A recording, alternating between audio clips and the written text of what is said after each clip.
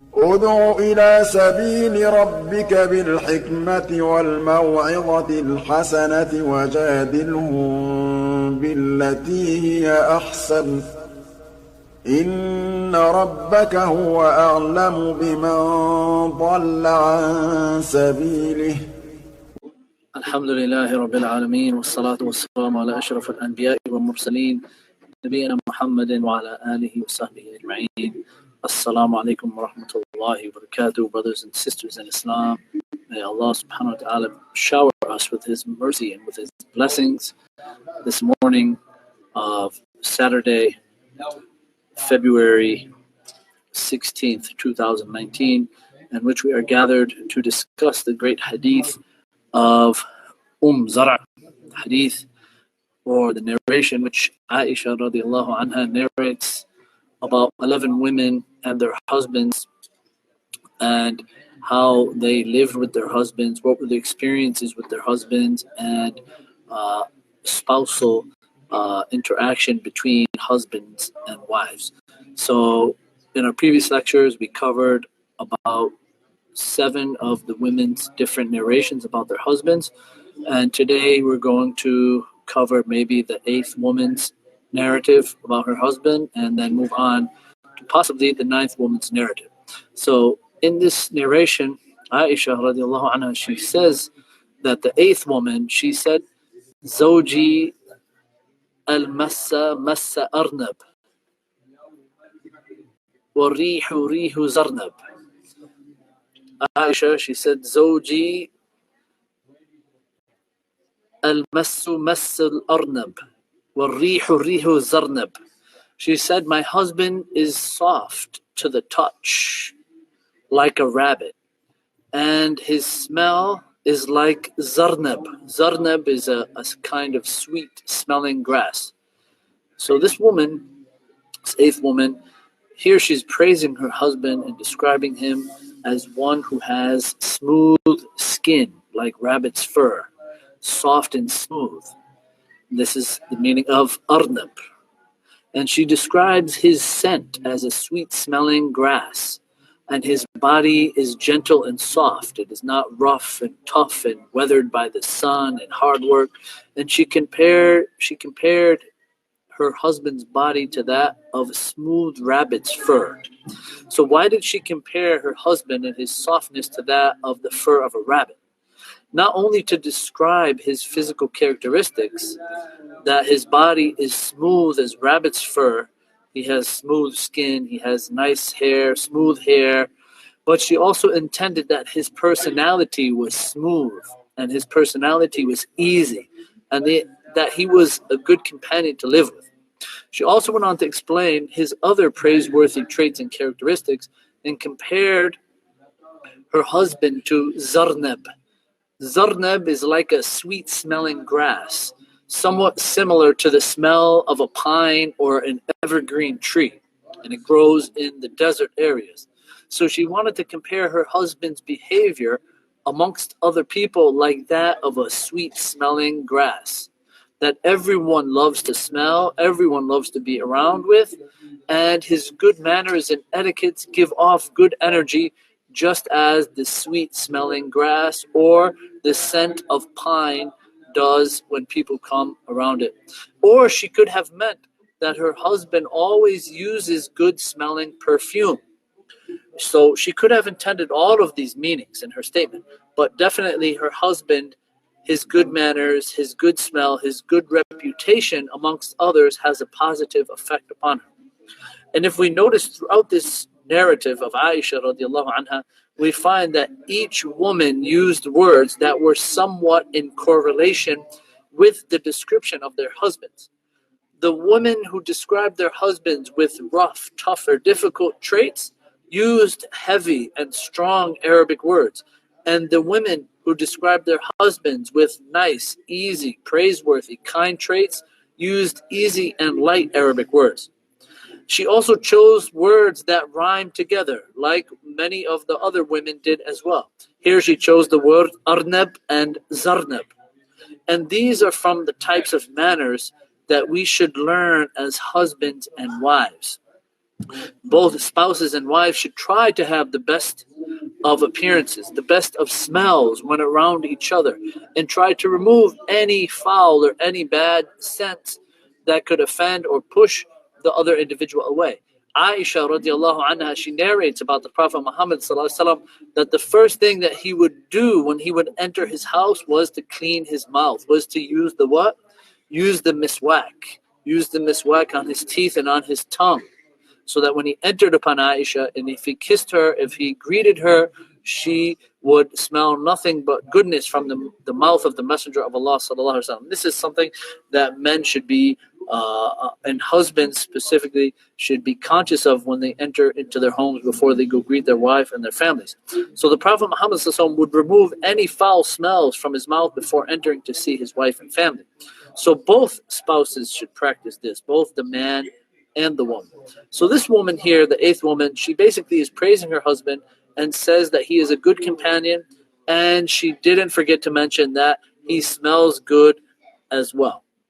So then the ninth woman, moving on to the ninth woman, she says, Zawji rafi'ul imad, tawilun najad, azimul ramad, qaribul bayti min an-nad.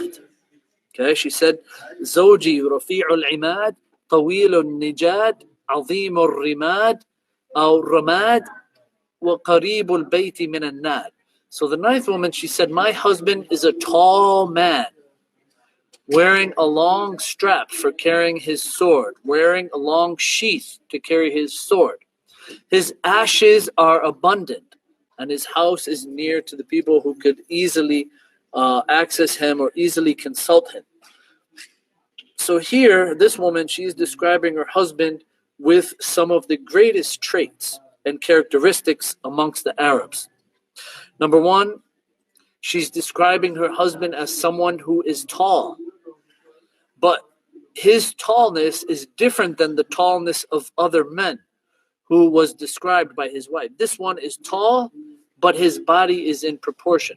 He also wears a long sheath for his sword. And everyone always seeks him out for help and depends upon him for aid, help and assistance in their affairs. People come from far and near to be with him. He helps the poor, he is very generous with his guests, and relieves the destitute. When she said to her that her husband is Rafi'ul Imad, this can mean that he comes from a noble household of noble lineage and noble family, as the houses used to be supported by an imad, okay, by pillars, or the tents. They lived in tents. They used to be supported by an imad, which be the pole that is in the center of the tent. So what the scholars of Balagha, what they say she meant was that she was describing her husband as someone who was dignified and noble, as it is known that the Arabs were well respected, honored, and dignified, and their houses were up on the mountains, away from the flooded areas and away from the landslides during the rainy season. So the scholars of Balagha, they also say that this can also mean that an individual is very generous and also has a lot of wealth. Then she goes on to describe his stature, his physical stature, Tawilun Nijad, saying that he is very tall. Okay, and this is always a praiseworthy trait amongst the Arabs as well. And being short is a dispraiseworthy trait. So from this hadith, we also learn about the virtues of generosity and the dispraise of stinginess. Then when we see this here, this narration, she goes on to describe another praiseworthy trait of her husband. When she says, Azim al-Ramad. Azim al-Ramad, this is talking about his extreme generosity. So when she described her husband as one whose ashes are abundant, she meant that he is very, very generous. His ashes are abundant. Why? How is her describing her husband as his ashes being abundant? How is this a sign of his generosity? Okay, his ashes are abundant from all of the guests that he hosts, all of the animals that he slaughters, and all of the wood that he burns to prepare the meals for all of his guests and cooking for his guests and hosting his guests. So the firewood that he collects is constantly being burnt, and the ashes are collecting constantly from the frequency that he is cooking and hosting his guests. So here his wife is praising him for his generosity. These are the types of characteristics that the Arabs used to encourage each other, and they would try to practice.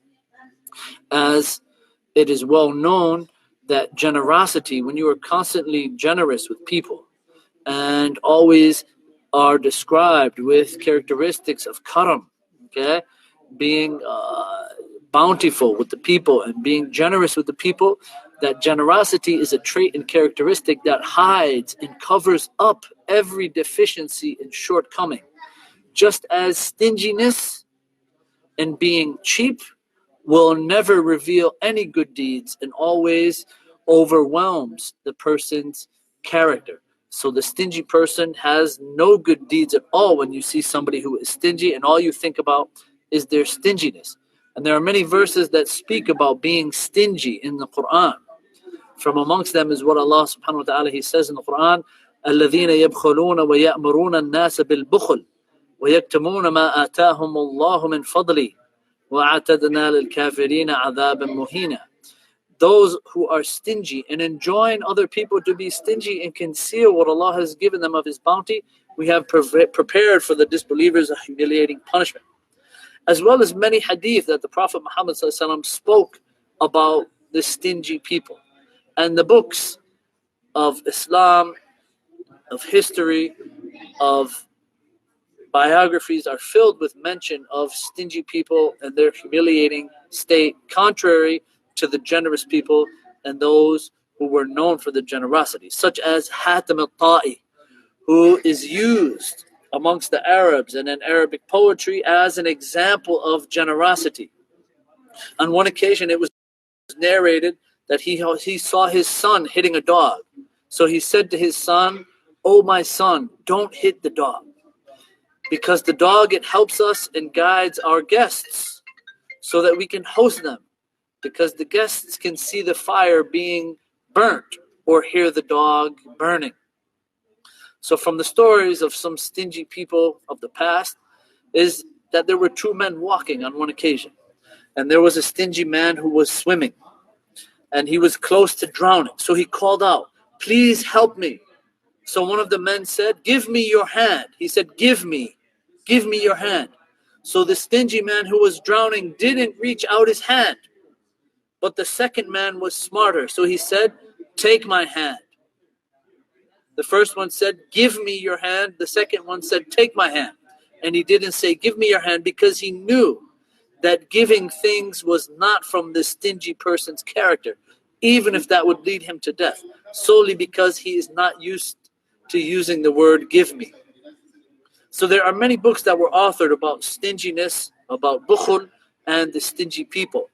Al-Jahith, Al-Khatib al-Baghdadi, Ibn al-Jawzi, they authored books which specifically mention narratives of stinginess and the stingy people.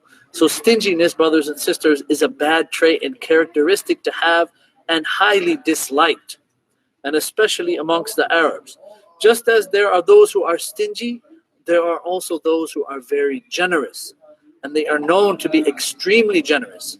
And they're not satisfied unless they give something.